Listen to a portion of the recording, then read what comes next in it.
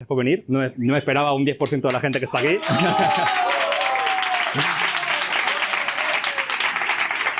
Así que nada, estáis de pie la mayoría, madre mía. Así que muchas gracias. Hay muchas caras conocidas, muchas gracias, y otras muchas que no conozco, y muchas gracias también.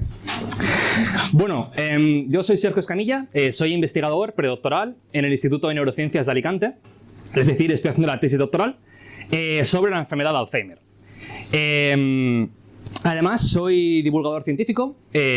No sé si conocéis la comunidad Escenio, es la comunidad más grande de divulgadores de España.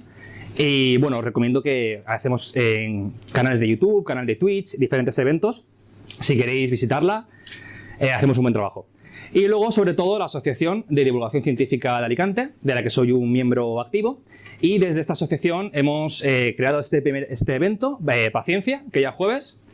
Y en principio, si la cosa iba bien, lo íbamos a hacer más veces, y la cosa ha ido, parece que inmejorable, así que supongo que lo repetiremos. Y bueno, yo estoy haciendo la tesis, bueno, sobre todo gracias a la Sara Euterpe, a Fran y vosotros, muchísimas gracias por permitirlo.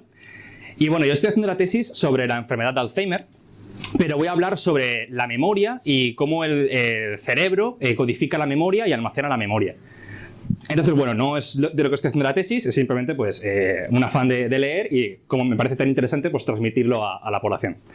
El título de la charla es ¿dónde se guarda la memoria?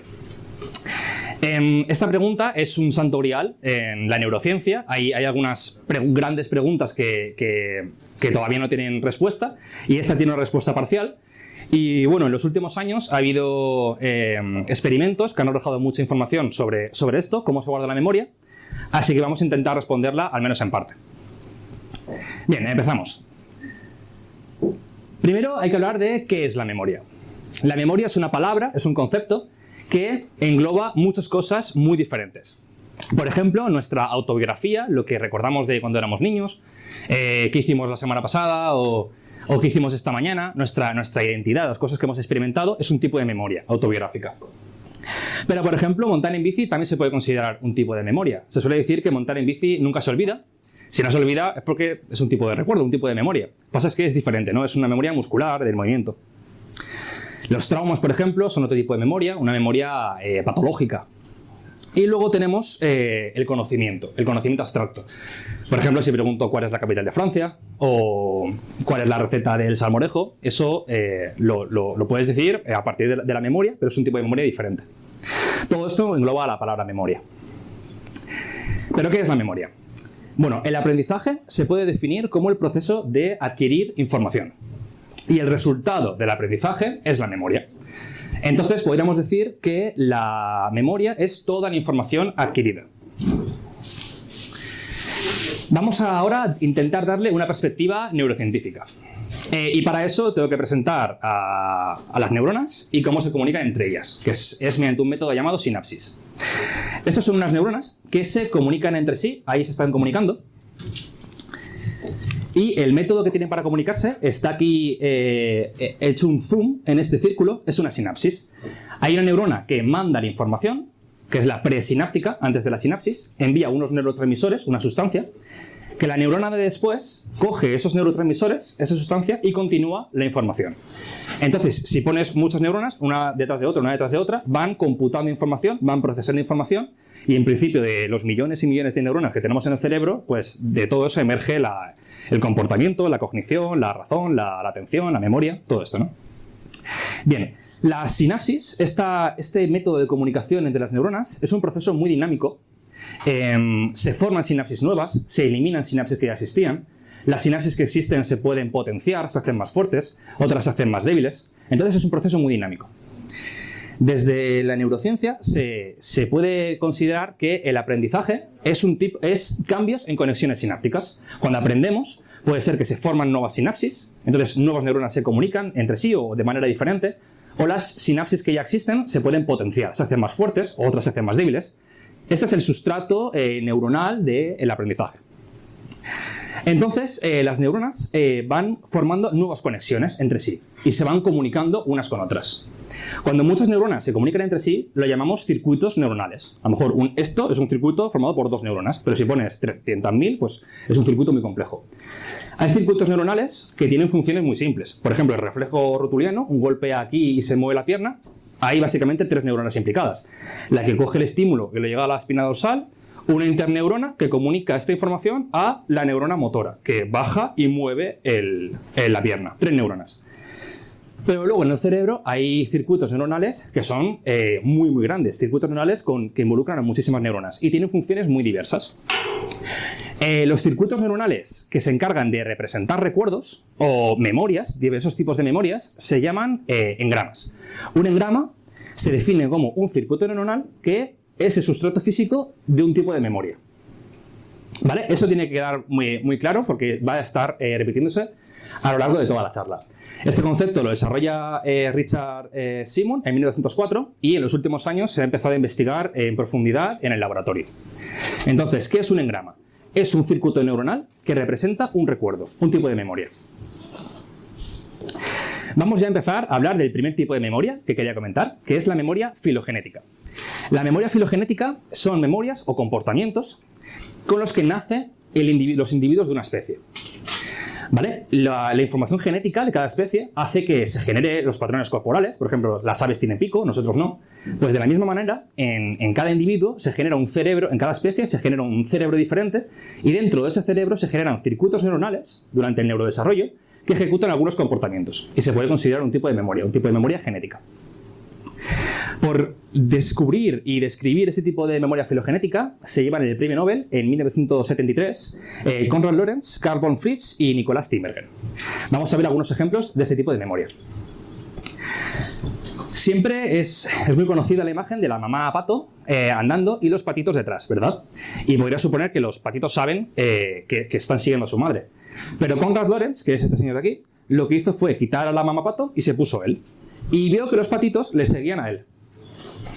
Entonces lo que descubrió es que el que los patitos sigan a la madre es porque los patitos siguen al primer objeto que ven que se mueve, simplemente. Entonces, si quitas a la madre y te pones tú, siguen también eso. Es un instinto. Es un comportamiento que viene de serie, de nacimiento. Por ejemplo, también abrir el huevo. Nadie se lo ha enseñado. Otro ejemplo, esta vez en mamíferos, tiene que ver con los perros y los gatos. Los perros y los gatos, el gato y el ratón, ¿no? Como Tom y Jerry. En la evolución biológica, en la vida real, en los últimos millones de años, los gatos han depredado mucho a los ratones. Se los han comido durante mucho tiempo. Y además, los gatos y otros depredadores tienen muy buena vista del movimiento. En cuanto se mueve la presa, lo identifican y van. Pero cuando la presa está parada, no lo ven muy bien. La vista en parado no la tienen muy desarrollada. Debido a esta relación de depredación del gato al ratón, los ratones han desarrollado un comportamiento que se llama congelación, que es que cuando detectan que hay un depredador, se quedan absolutamente quietos, muy parados. Porque así el depredador no los ve bien. Pues bien, cuando coges a un ratón que nunca ha estado con ningún animal y le pones una gota de orina de gato, el ratón se queda quieto. O sea, como si supiese que va a haber un depredador cuando nunca ha estado con un gato. Entonces, de nuevo es un instinto, una memoria filogenética, un tipo de conocimiento, de comportamiento que viene de serie, esta vez en mamíferos. Y bueno, luego los humanos, pues nosotros nos caracterizamos precisamente por todo lo contrario, ¿no? Por tener un comportamiento que se adapta mucho al medio, ¿no? Cambiamos la cultura, cambiamos nuestro comportamiento mucho en función de las necesidades y tenemos muy poquito de esto, de memoria filogenética. Pero incluso en los humanos se puede detectar alguna cosa, como por ejemplo el mamar del pecho materno. Es instintivo, enseguida cuando arrimas al bebé, en principio, se pone a mamar. Bien, pasemos a otro tipo de memoria, la memoria de trabajo. La memoria de trabajo es el tipo de memoria que os está permitiendo ahora a vosotros seguir el hilo de esta charla, o es el tipo de memoria que permite seguir el hilo de una conversación. No puedes contestar a lo que te ha dicho la otra persona si no tienes en mente lo que acaba de decir, ¿no? Tienes que retener lo que está diciendo. Es como la memoria RAM del ordenador, algo similar. También, por ejemplo, la memoria de trabajo permite leer una página de un libro. Imagínate si cuando estás acabando la página del libro no te acuerdas lo que pone al principio. No serías capaz de seguir el hilo argumental de lo que estás leyendo, ¿no? Y luego también una forma buena de visualizarlo es cálculos aritméticos muy básicos. Por ejemplo, cojamos un número, el número 5, le sumamos 7, pues 5 más 7, 12, lo dividimos entre 2. 12 entre 2, 6, y esto por 3. 6 por 3, 18. Para hacer estas operaciones tienes que retener en la memoria lo que el objeto, en este caso el número, y las operaciones que le estás haciendo todo el rato. Esa es la memoria de trabajo. Es una memoria poderosa en el sentido de que permite hacer operaciones, pero tampoco tiene mucha capacidad. Tampoco puedes tener en la memoria de trabajo mucha información. En cuanto a las estructuras cerebrales más importantes para la memoria de trabajo, se destacan el tálamo, los ganglios basales, que estas dos estructuras están dentro de este recuadro rojo. También el hipocampo, que está en esta parte del cerebro. O sea, esta es la neocorteza, todo esto se llama neocorteza, con todas las circunvoluciones, y esta parte de aquí es el lóbulo temporal, ¿vale? Aquí se ve también. Pues dentro del lóbulo temporal está esta estructura en azul, que se llama hipocampo, y que vamos a estar hablando mucho durante la charla, porque es muy importante para la memoria. Y luego, para la memoria de trabajo, también es importante la corteza prefrontal, es decir, la parte del cerebro de aquí de delante. Vale, ahora voy a explicar una nueva clasificación de la memoria, que divide dos tipos de memoria: la memoria declarativa y la memoria no declarativa. La memoria declarativa es la memoria que podemos declarar sobre ella, que podemos verbalizar, que podemos hablar sobre ella bien, y además es una memoria consciente. Por ejemplo, pues si recuerdo qué he hecho hace unas horas o qué hice ayer, pues lo puedo contar perfectamente y yo tengo una imagen visual, o sea, lo puedo recrear en mi cerebro, ¿no? Lo que hice ayer o lo que estaba comiendo esta mañana. Y luego está la memoria no declarativa, que es la memoria que no podemos declarar, que no se puede verbalizar fácilmente y suele ser una memoria inconsciente. Por ejemplo, montar en bici.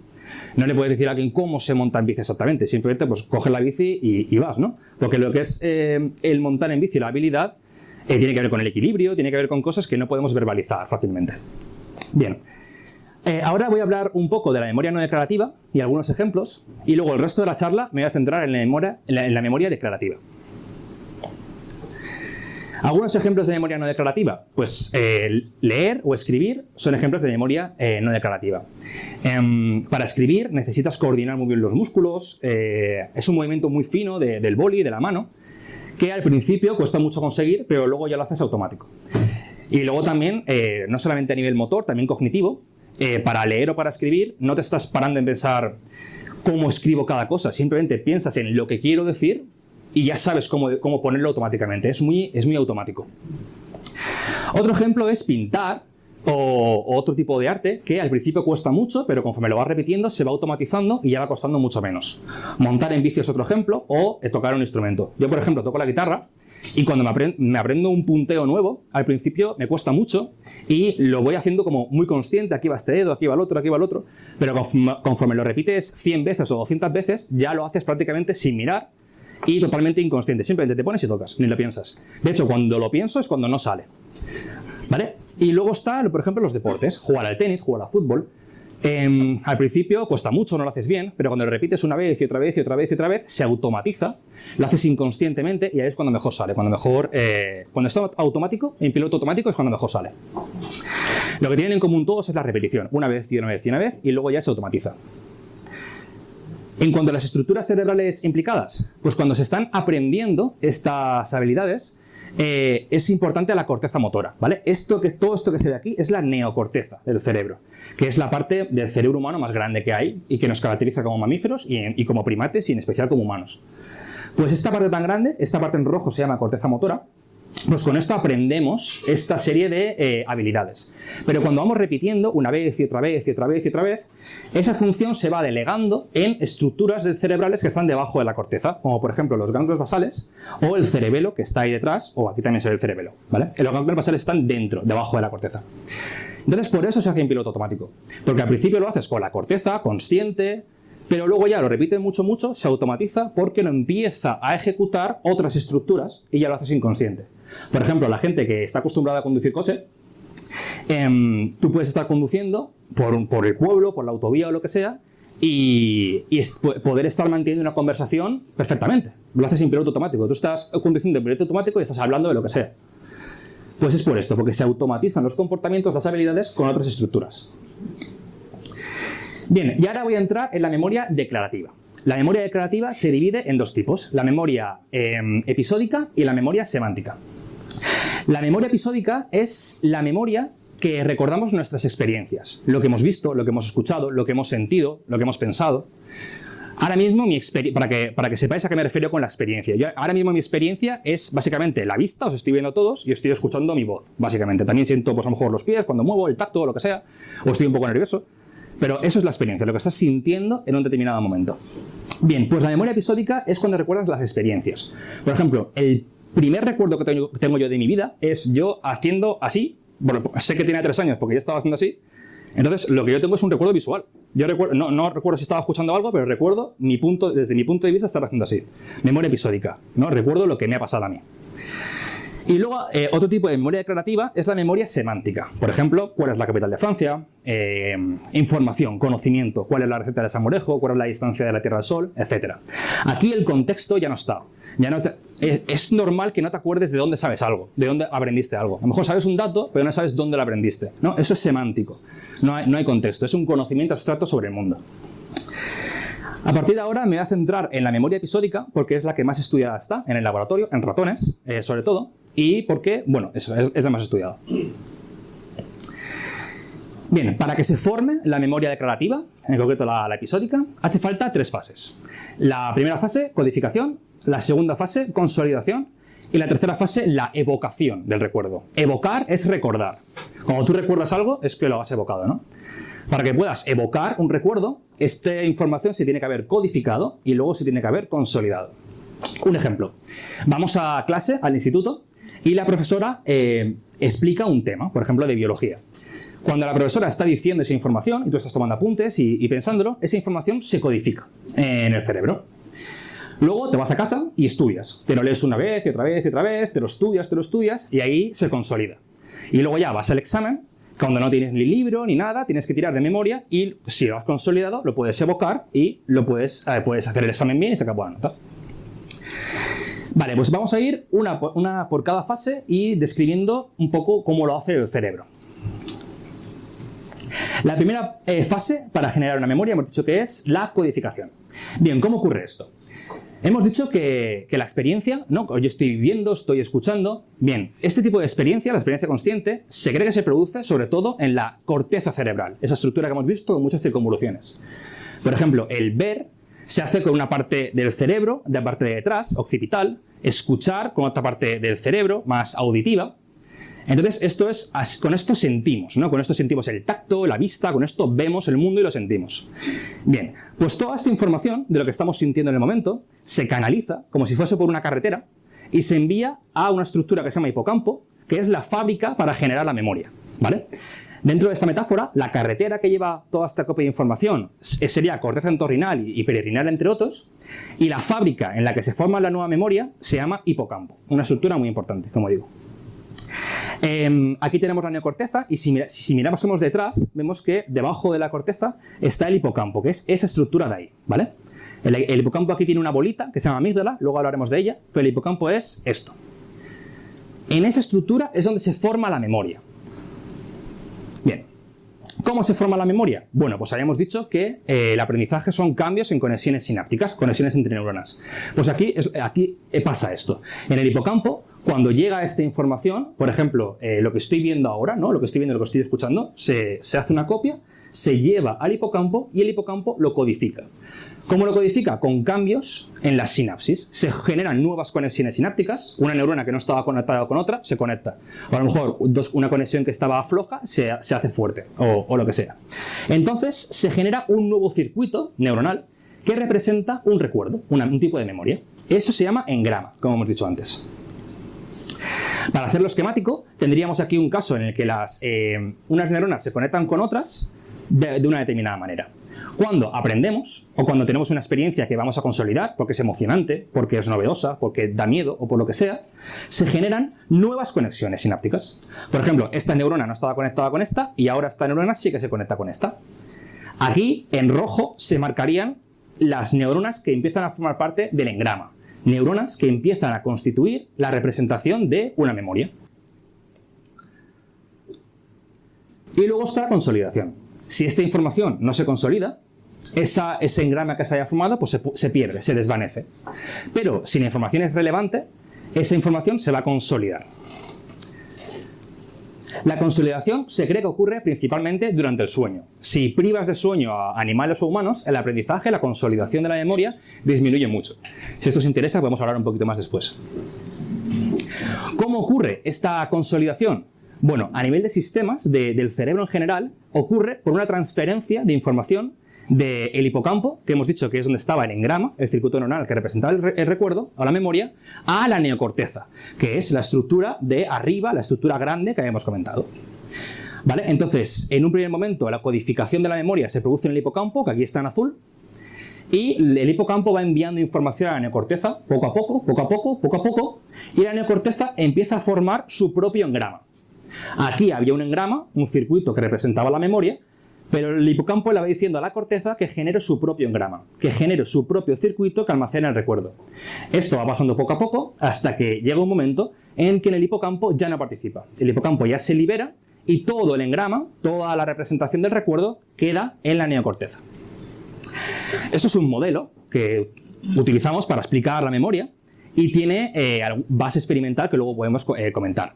Pero si este modelo es cierto, lo que implica es que cuando hemos formado el recuerdo, la memoria, y nosotros lo recordamos desde el hipocampo. El engrama está en el hipocampo. Entonces, cuando tú lo recuerdas, lo que se activa es el hipocampo. Ahora, cuando ya ha pasado mucho tiempo, que se considera que son aproximadamente unos 30 días, ya el hipocampo ya no participa de ese engrama. Entonces, cuando tú lo recuerdas desde la neocorteza. Ya el hipocampo no participa. Como digo, aproximadamente 30 días, pues bueno, esto ya variaría mucho en función del tipo de memoria o del individuo o de la situación en lo que sea. Pero esto es lo crucial, transferencia de información del engrama, del hipocampo a la neocorteza. Claro, la neocorteza es una estructura gigante, como he dicho antes, es muy grande. Entonces decir que va a la neocorteza, pues tampoco afina mucho el tiro. Sí que es verdad que parece ser que hay una estructura en concreto que se llama una zona, corteza prefrontal medial, que sería parte de aquí, que al menos en animales, sí que parece que está muy involucrada en generar estos engramas. Entonces, bueno, no toda la neocorteza se encarga de generar nuevos engramas, por lo menos. Esta parte parece importante, aunque luego, por supuesto, habrá otras muchas y circuitos entre muchas regiones, ¿no? Os voy a contar la historia de este señor que se llama Henry Molaison. Este señor, en los años 50, cuando tenía 20 y pocos años, tenía una calidad de vida muy mala, porque tenía epilepsia. Tenía aproximadamente casi 100 ataques epilépticos al día, suaves, y casi alrededor de 10 ataques epilépticos muy fuertes al día. Entonces la calidad de vida era malísima. Y el neurólogo recomendó que le extirparan las zonas del cerebro que estaban generando la epilepsia, que eran los hipocampos. Tenemos uno en cada hemisferio, los dos daban mucha epilepsia, y el cirujano dijo, vamos a quitar los dos para mejorarle la calidad de vida. Y a ver qué pasa. Bueno, pues Henry Molaison se quedó atrapado en el pasado, se quedó atrapado en el tiempo. Fue incapaz de generar un nuevo recuerdo en lo que le quedó de vida. La memoria de trabajo, por ejemplo, la tenía bien. Entonces tú podías hablar con él. Hola Henry, ¿qué tal? ¿Cómo te encuentras? Pues bien, tal, me llamo tal. Te presentabas, podías tener una conversación de algunos minutos, pero en cuanto la atención se desviaba o había un ruido, una imagen o se despistaba por lo que sea, ¡pum!, se reseteaba. ¿Quién eres tú? Y a lo mejor habías estado hablando 5 minutos o 10 minutos, pero ya reseteaba la memoria de cero. ¿Por qué? Porque la estructura del cerebro que se encarga de generar memoria es el hipocampo. Y este señor no tiene hipocampos. Entonces no pudo generar un recuerdo más en toda su vida. Claro, un recuerdo episódico, de tipo del hipocampo. Por ejemplo, las tareas motoras, por ejemplo, aprender a montar en bici, todo esto lo puede hacer perfectamente. Memoria no declarativa lo tiene perfectamente. Memoria de trabajo lo tiene perfectamente. Pero memoria declarativa episódica nunca volvió a generar un recuerdo. Cuando tenía 80 y pico años, él se cree que tenía 20 y pocos. Pero es curioso que Henry Molaison recordaba su vida hasta el momento de la operación, prácticamente. Entonces, no es necesario el hipocampo para recordar cosas que han pasado hace mucho, mucho tiempo. Esto encaja con el modelo que hemos comentado. Entonces, dos conclusiones con Henry Molaison. Uno, el hipocampo es necesario para la formación de nueva memoria episódica. Y segundo, el hipocampo no es necesario para evocar memoria episódica muy lejana. Ya digo, este señor no tiene hipocampos, no podía generar memoria, pero su vida anterior la recordaba perfectamente. Hoy en día parece ser que, aunque esto sí que parece ser cierto, podemos recordar cosas sin necesidad del hipocampo, de muy lejanas en el tiempo, hay ciertos tipos de memoria que aún así sigue siendo necesario el hipocampo. Pero bueno, es algo técnico. Bueno, no hace falta ser neurocientífico para decir que las emociones son muy importantes en el aprendizaje. y en la memoria, todos lo sabemos. Cuando íbamos al instituto, al colegio, a la universidad, si lo que explicaba el profesor o la profesora era un rollazo, no lo aprendíamos, no había manera de que entrase en la cabeza. Cuando lo que explicaba era muy interesante o el profesor o la profesora lo hacía, te motivaba y lo hacía interesante, lo aprendías enseguida. Entonces, las emociones sabemos que están muy relacionadas con el aprendizaje. Las emociones es algo muy complejo en el cerebro, hay muchas estructuras, muchos circuitos involucrados, pero para simplificarlo podríamos decir que esta estructura, que se llama amígdala, tiene mucha relevancia en las emociones. Sobre todo el miedo, pero también con emociones positivas. Y vemos que está muy cerquita, el hipocampo es esto y la amígdala es esto, está muy cerquita, se relacionan mucho. Entonces, pues en parte por eso, porque hay mucha relación entre estas estructuras, las que generan emociones y las que generan memoria, por eso en parte es tan importante las emociones en la generación de memoria. Y luego también la información visceral, la información del cuerpo también es súper importante para la memoria. ¿Quién ha tenido una mala borrachera con algún tipo de alcohol y luego no podía ni olerlo en mucho tiempo? Yo la absenta todavía no la puedo ni oler. Pues esto tiene que ver también con una comunicación muy estrecha entre el hipocampo y las estructuras cerebrales que procesan la información visceral, como por ejemplo el hipotálamo o cuerpos mamilares, que tienen también una relación muy estrecha con el hipocampo. ¿Cómo sabe el cerebro qué tiene que marcar, qué tiene que memorizar, gastar energía en generar la memoria y que decir, pues esto no es relevante, esto no lo voy a generar yo una memoria? ¿Para qué voy a gastar energía en generar una memoria de algo que no vale para nada? Bueno, pues es un proceso muy complejo que no se entiende muy bien, pero la dopamina tiene que ver. La dopamina es muy importante en decir, vale, esto es importante, lo voy a memorizar, esto no es importante, pues no lo señalizo con dopamina y no se genera la memoria. Por ejemplo, ahí hay una pelusa, pues a mí me da que hay una pelusa ahí, no lo voy a memorizar, ¿no? Ahora, esta situación de ponerme frente a gente, pues seguro que le va a recordar durante años, ¿no? Bien, para hacer una recapitulación, porque hay cosas complejas, vamos a hacer lo esquemático y un resumen sencillo. Hemos dicho que la formación de memoria declarativa consta de 3 fases: codificación, consolidación y evocación. Hemos explicado las 2 primeras. En un esquema, antes del aprendizaje, antes de lo que se va a generar la memoria, las neuronas están conectadas de una determinada manera. Cuando se produce la experiencia, lo que en el futuro se va a consolidar, se generan nuevas conexiones sinápticas en el hipocampo, nuevas neuronas, neuronas se conectan con otras que no estaban conectadas y forman un nuevo circuito en grama que representa un recuerdo. Y si eso es relevante o si se repite en el tiempo o de alguna manera el cerebro lo considera relevante, esas conexiones se fortalecen y luego se envía del hipocampo a la neocorteza. Y ahí ya se queda presumiblemente, para siempre se puede quedar. Hay gente que tiene 100 años y recuerda su infancia. ¿Cuánto tiene eso, no? De alguna manera esa información se ha prevalecido. Bien, es cierto también que la memoria no es como un disco duro que podamos extraer la información intacta. La memoria la vamos construyendo y sabemos que la memoria falla mucho. Por ejemplo, en casos de testigos que afirman haber visto a quien les atacó, luego no eran esas personas. O sea que tampoco es súper fiable la memoria. Se va construyendo conforme la generamos. Y nos quedaría la tercera fase de la memoria, que es la evocación. La evocación es recordar. Por ejemplo, voy a recordar la cara de mi abuela. Y lo ves, lo intentas recordar y ves eso, ¿no? Lo evocas.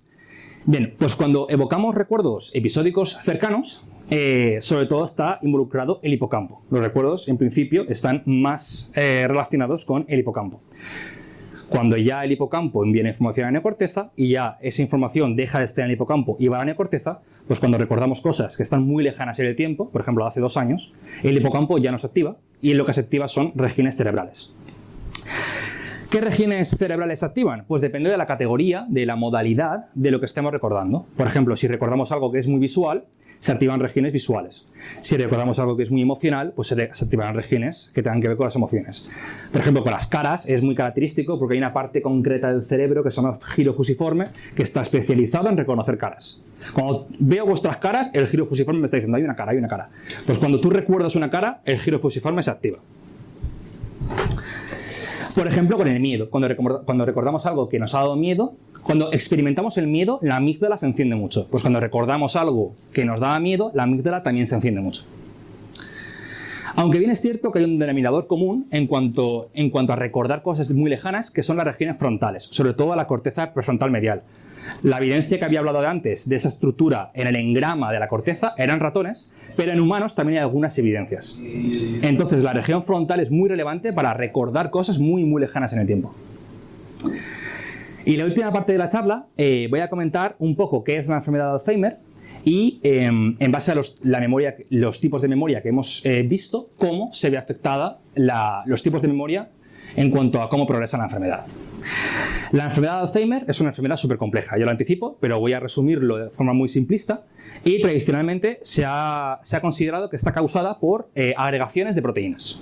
En verde, en la flecha verde, señala esos agregados de proteínas, y están formadas por agregaciones de una proteína pequeñita que se llama A-beta o péptido beta-amiloide. Y luego también está caracterizada por agregaciones de otro tipo de proteína, que aquí vemos, esto es un agregado y esto otro, que se llaman ovillos neurofibrilares y están formados por agregados de la proteína tau. Una proteína. Bien, estas cosas son muy tóxicas para las neuronas. Cuando se empiezan a formar, hace que las neuronas no funcionen bien y luego ya en última instancia hace que las neuronas mueran. Ya se neurodegenera y se produce la muerte de la neurona. ¿Dónde empiezan? No empiezan en todo el cerebro a la vez, estos agregados proteicos tóxicos. Empiezan precisamente en corteza entorrinal y en hipocampo, que hemos comentado que son regiones que se encargan de formar la memoria. Entonces, se cree que por eso, luego ya se va esparciendo por todo el cerebro, ¿no? Aquí lo vemos con colores. Podemos hacer una correlación, que de nuevo es simplista, pero para mandar la idea nos sirve. Cuando los agregados proteicos están en el hipocampo y la corteza entorrinal, la puerta de entrada de nueva memoria, precisamente los primeros síntomas son esos en el Alzheimer. Memoria a corto plazo es lo que se ve afectado. No me acuerdo si he comido o no he comido. Voy a Mercadona, no me acuerdo que tenía que comprar, vuelvo de Mercadona y vuelvo a ir porque no me acuerdo si he ido o no he ido, etcétera, ¿no? También un síntoma muy claro es la desorientación, también porque el hipocampo también tiene una función muy importante del hipocampo, también es la orientación espacial. Por ejemplo, los taxistas así de Londres y tal que hacen un examen tienen unos hipocampos más grandes. Conforme se va progresando, se van esparciendo por el cerebro, se van propagando los agregados proteicos tóxicos, otros síntomas aparecen. Por ejemplo, una inestabilidad de las emociones, la toma de decisiones está muy alterada, pero la memoria a largo plazo sigue estando bien. A lo mejor no me acuerdo si ir al mercado o no, pero recuerdo quién es mi hijo, recuerdo dónde me crié, recuerdo que mi mujer murió hace 5 o 6 años o lo que sea. Cuando ya los agregados proteicos alcanzan toda la neocorteza, ya se expanden por toda la neocorteza y por supuesto por otras estructuras debajo de la corteza, ya la memoria a largo plazo es cuando se empieza a ver afectada. Ya no recuerdo muy bien quién es mi hijo, quién no, a lo mejor murió mi mujer y no me acuerdo. Aunque bien es cierto que los recuerdos más lejanos en el tiempo, los recuerdos de la infancia, siguen intactos hasta casi el final.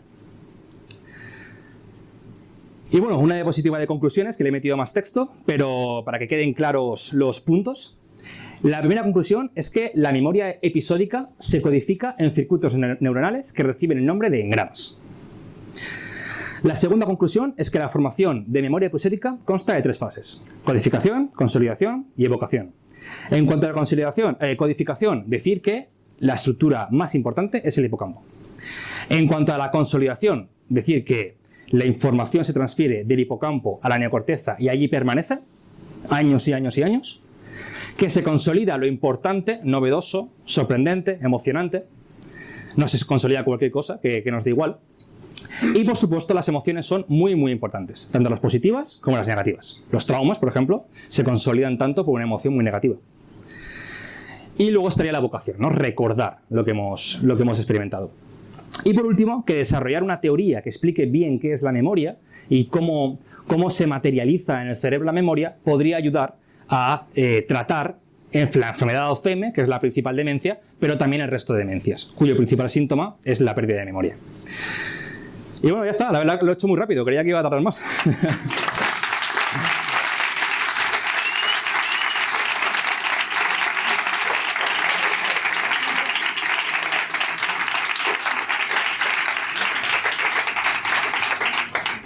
Ronda de preguntas, lo que queráis preguntar. Una pregunta. Me encanta la charla, sí. Muchas gracias. Quería preguntarte, ¿cómo dirías que se actualiza una memoria? Porque si la memoria se mueve entre regiones, ¿cómo tú te pintas de rubio y luego se... No tengo mucha idea. Pero Santiago Canals dice que,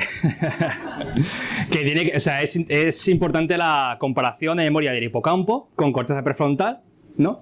Que el hipocampo dice, vale, ¿esto es nuevo o no nuevo? ¿No? Así relaciones entre hipocampo y corteza, y se ve que es novedoso, que no, y si es novedoso, pues se actualiza, si no es novedoso, no se actualiza. Pero claro, eso es muy simplista, ¿no? No sé, es complejo. También relacionado con eso, claro, yo qué sé, por ejemplo, la capital de Francia, ¿no? O memoria semántica. ¿Cómo la memoria semántica se genera? Pues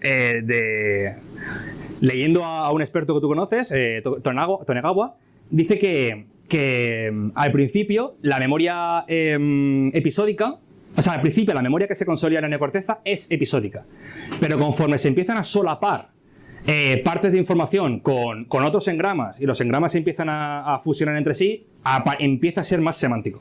O sea que la memoria semántica sería como una derivación de la memoria episódica. Me ha parecido interesante eso. Sergio, tengo una pregunta. Digamos que en la sociedad tecnológica cada vez prescindimos más de esfuerzos memorísticos, porque tenemos al alcance recursos informacionales, tecnología.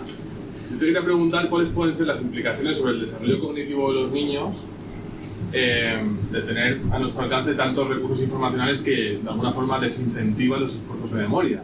No sé si hay algún tipo de implicación en el desarrollo cerebral o cognitivo de los niños. O sea, no soy ningún experto en eso, desde luego, pero yo diría que, o sea, la memoria se entrena mucho. De hecho, los memoristas lo que hacen es memorizar. En plan, los mejores memoristas no se levantan en el sofá y dicen, pues soy campeón del mundo. No, es un trabajo, 8 horas al día, a memorizar, y poco a poco vas ganando memoria. Yo mismo, cuando yo era muy mal estudiante, y cuando empecé a estudiar me costaba muchísimo, pero de estudiar, al final una capacidad memorística brutal. Entonces, lo que está claro es que se entrena.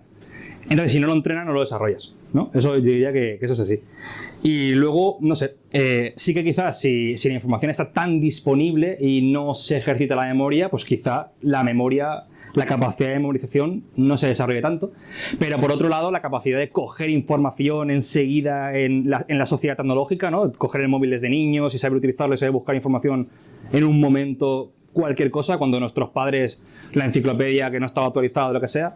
O sea que a lo mejor hay como por un lado malo, pero por otro lado bueno, ¿no? No sé.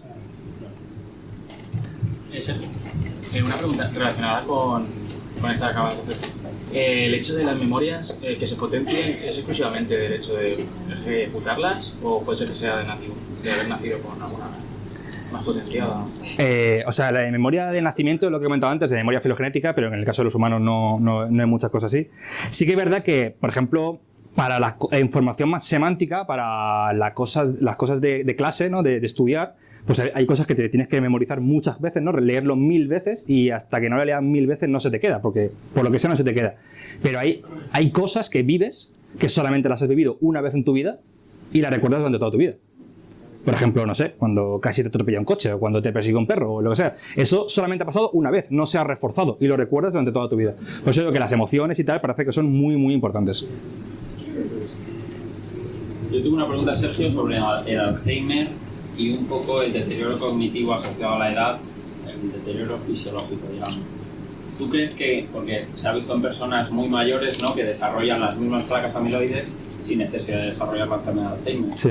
¿Tú crees que si un ser humano vive 250 años siempre va a desarrollar la enfermedad de Alzheimer?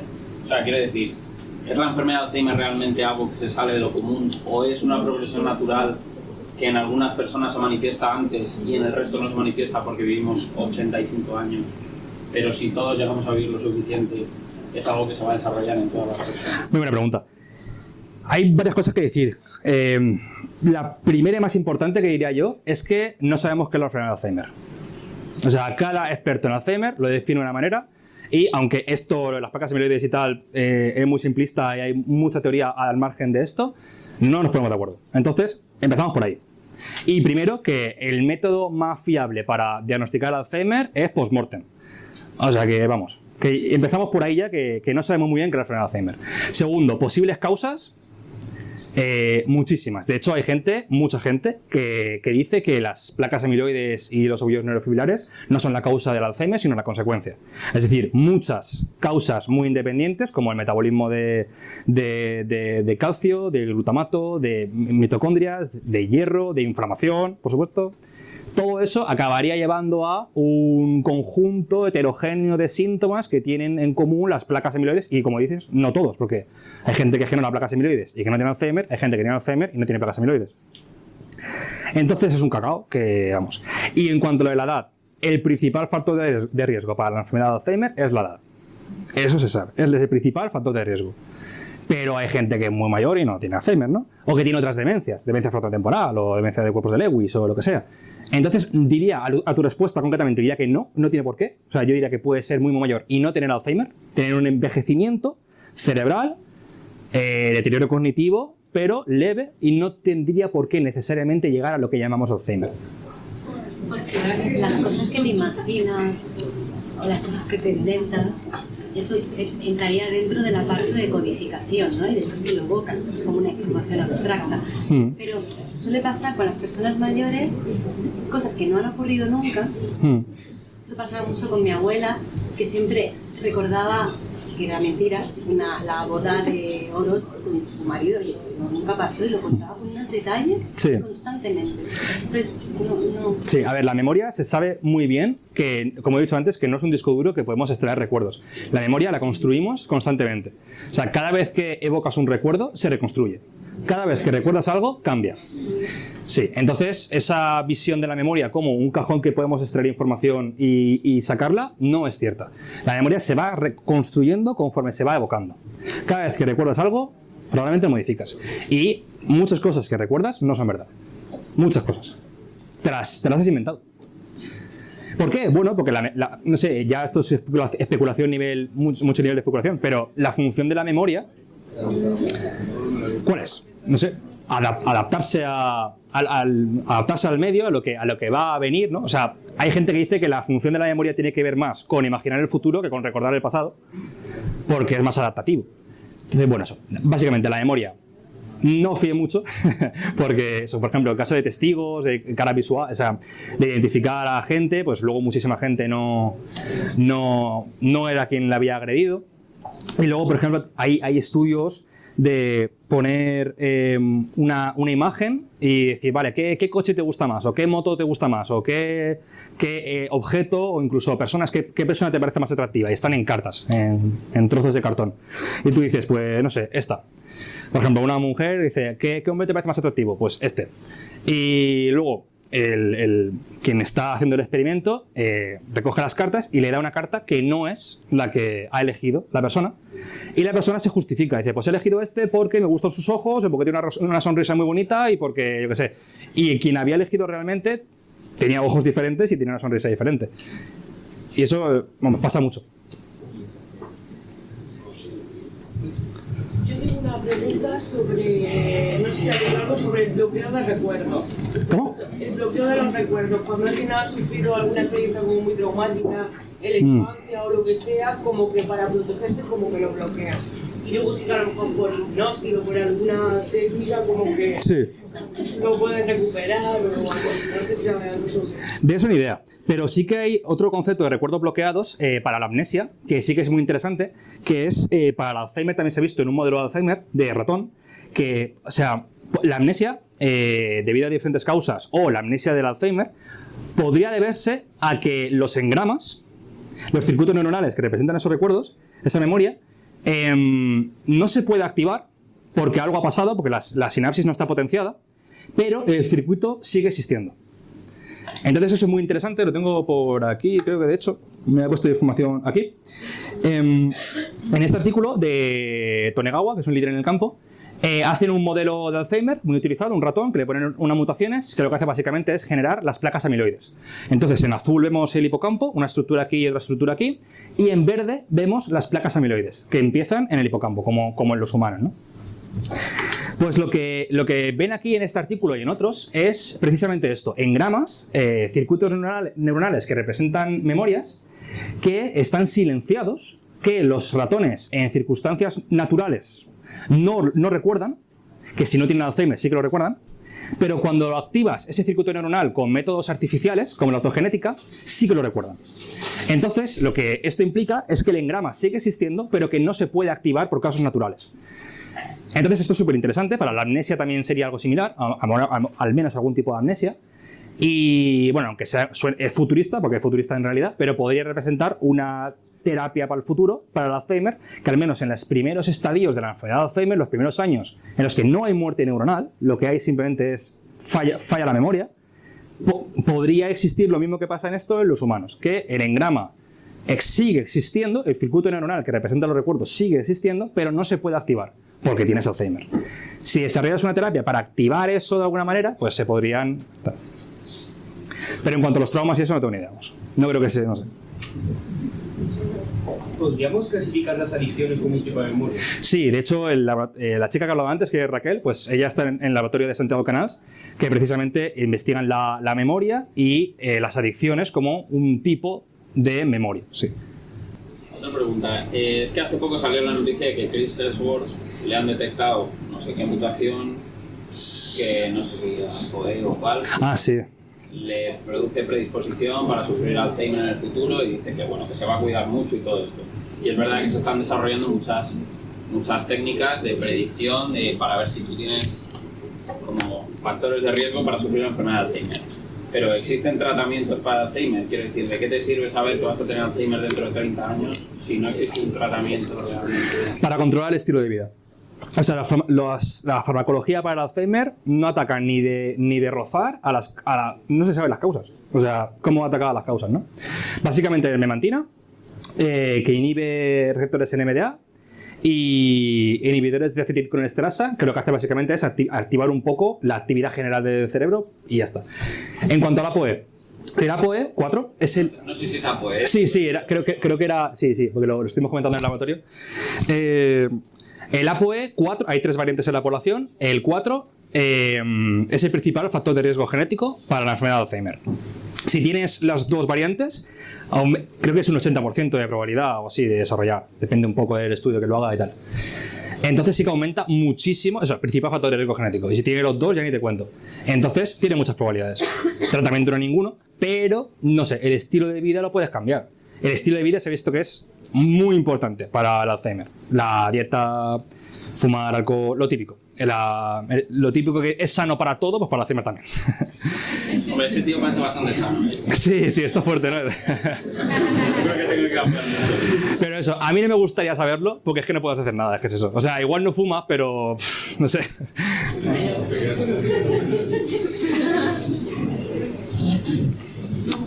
Siento que te acordaremos la pregunta, Sergio. No, encantado. Sería genial si supieras algo sobre la relación de los recuerdos a largo plazo o en el hipotálamo corto con los sueños. La verdad que no. Vale, era así. No tengo idea.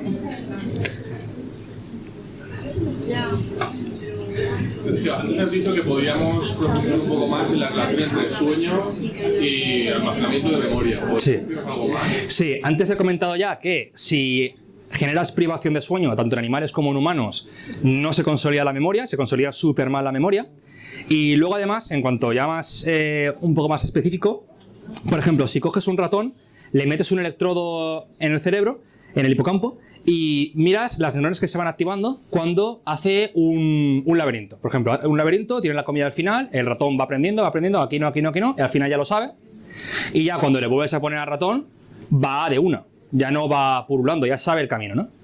Entonces había un aprendizaje ahí. Pues tú puedes ver la secuencia de activación de las neuronas, o sea, esta, y se han activado en este orden. A lo mejor tardan en aprender eso 3 minutos, 5 minutos. Pues durante el sueño se reactiva exactamente la misma secuencia, las mismas neuronas y en el mismo orden, pero muchísimo más rápido. En vez de en 3 minutos, en 30 milisegundos, o lo que sea. Y se repiten una y otra vez. O sea, muchas veces la secuencia de activación que ha ocurrido cuando lo estaba haciendo despierto. Entonces, eso se considera un mecanismo importante para la consolidación de la memoria. Algo similar ocurre en la vigilia cuando no estás haciendo nada. Cuando no tienes una demanda cognitiva, cuando estás descansando, parece que también ocurre algo similar. Pero el sueño es importantísimo para la consolidación de la memoria. ¿Y si le privas del sueño, tarda más? O sea, ¿ese patrón se ralentiza o ya se queda permanente? No tengo ni idea. El patrón de esa activación no lo sé.